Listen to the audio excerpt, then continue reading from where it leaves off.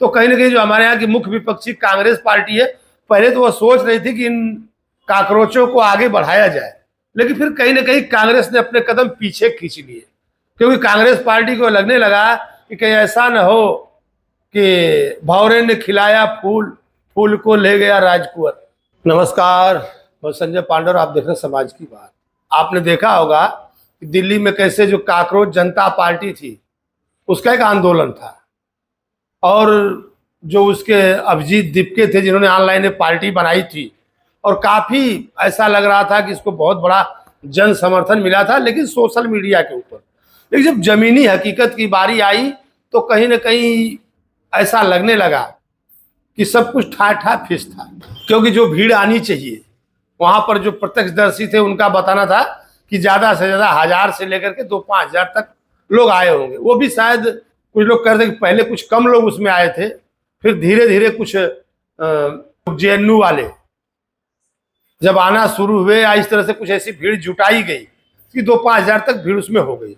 और आप देखेंगे कि उसमें जो आंदोलन था उसका रूप बदलता गया, क्योंकि वो ये हुआ था कि नहीं, बच्चे हैं जो नीट का पेपर लीक हुआ, धर्मेंद्र प्रधान के इस्तीफे की बात करेंगे और उस पर इस्तीफे की बात होगी और इनका आंदोलन होगा। लेकिन वहां पर वही दफली लेकर के हमें चाहिए आजादी, आजादी वाला नारा लगने लगा, जो जेएनयू में हमेशा लगता है। कुछ लोग तो उसके अभ्यस्त हो चुके हैं उन नारों के और दफली बजाने के। वो नारे उनकी जबान पर होते कि हमें चाहिए आजादी। बात थी धर्मेंद्र प्रधान के इस्तीफे की, बात आजादी की करने लगे, और यह कहने लगे कि लोग 12 साल हो गया सरकार आई, सिवाय हिंदू मुसलमान के सरकार ने किया ही क्या है। सरकार के कौन से अच्छे काम है, सिर्फ सरकार हिंदू मुसलमान करती। यानी उसकी जो दिशा थी उसको कहीं ना कहीं मोड़ दिया गया। जो आंदोलन था वो दिशा विहीन था, उसमें कोई ऐसी बातें थी जिससे एक दूसरे का मेल नहीं था। लेकिन जो कांग्रेस पार्टी, हमने कहा जो इसमें भीड़ कम हुई, तो कहीं ना कहीं जो हमारे यहाँ की मुख्य विपक्षी कांग्रेस पार्टी है, पहले तो वह सोच रही थी कि इन काकरोचों को आगे बढ़ाया जाए, लेकिन फिर कहीं ना कहीं कांग्रेस ने अपने कदम पीछे खींच लिए, क्योंकि कांग्रेस पार्टी को लगने लगा कि कहीं ऐसा न हो कि भौरे ने खिलाया फूल, फूल को ले गया राजकुंवर। कहीं ऐसा न हो जाए, शायद हम मेहनत करें और इसका फायदा आम आदमी पार्टी ले जाए, क्योंकि इसमें काफी लोग जो पहले आम आदमी पार्टी से जुड़े हुए थे। तो कांग्रेस को ऐसा लगने लगा, और कांग्रेस ने ऐन वक्त पर इसको समर्थन नहीं दिया, या कुछ और विपक्षी पार्टियां थी उनको लगने लगा कि शायद यही होगा कि नहीं, हम मेहनत हम करेंगे, फल कोई और खाएगा, तो उन्होंने इससे अपना समर्थन वापस ले लिया। तो कुछ तौर पर ये जो आए थे गर्मी में, तो जो काकरोच थे वो गर्मी बर्दाश्त नहीं कर सके, क्योंकि आप देखेंगे कि आंदोलन करने के लिए धूप में गर्मी में तपना पड़ता है, लेकिन इन लोगों को आदत नहीं थी। एसी से निकल करके आए थे और तपती गर्मी बर्दाश्त नहीं कर पाए और भाग लिए। तो कहीं ना कहीं आंदोलन को धक्का लगा। जो यहाँ पर छात्रों को समर्थन दे रही थी कि नहीं, जो छात्र हैं वो अपनी बात, अपनी आवाज उठाएं, अपनी बात को लोग रखें, और वही आम आदमी पार्टी पंजाब में रोजगार के लिए कुछ लोग प्रदर्शन कर रहे थे, वहां पर लाठियां भजवा रही थी, वहां की पुलिस दौड़ा दौड़ा करके उनको पीट रही थी। तो ये दो विरोधी बातें कि केंद्र की सत्ता के खिलाफ तो उनको प्रदर्शन करवाना था, उनको यहां पर रोजगार पर जवाब चाहिए था, लेकिन वही बात उनको पंजाब में नहीं चाहिए थी।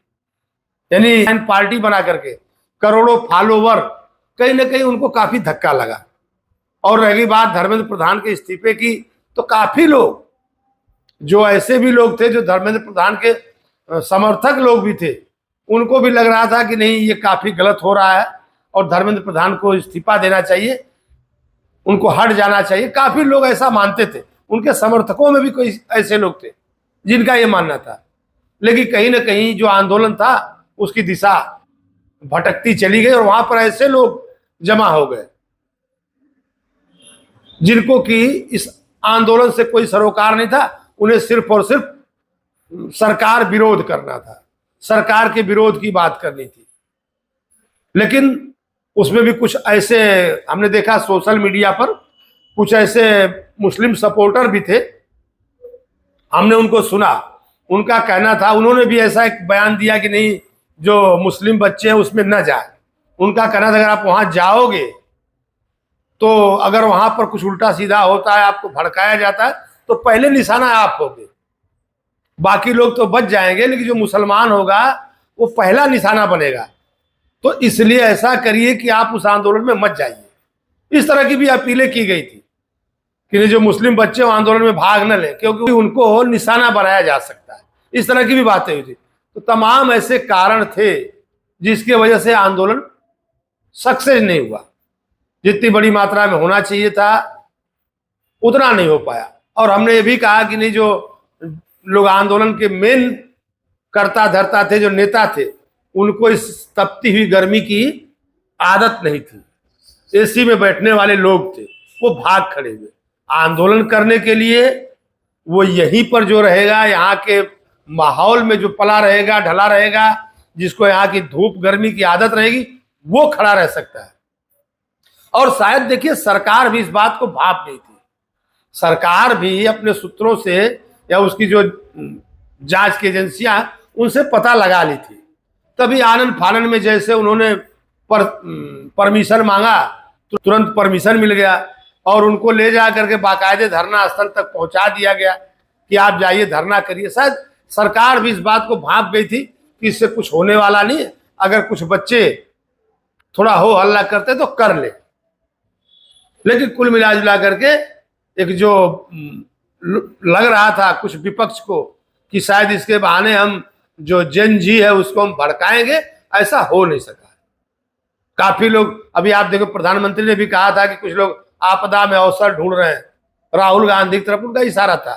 तो कहना था कि लोग चाहते हैं कि नहीं इस तरह का देश में माहौल हो, अराजकता का माहौल हो, जिससे हमारा फायदा हो।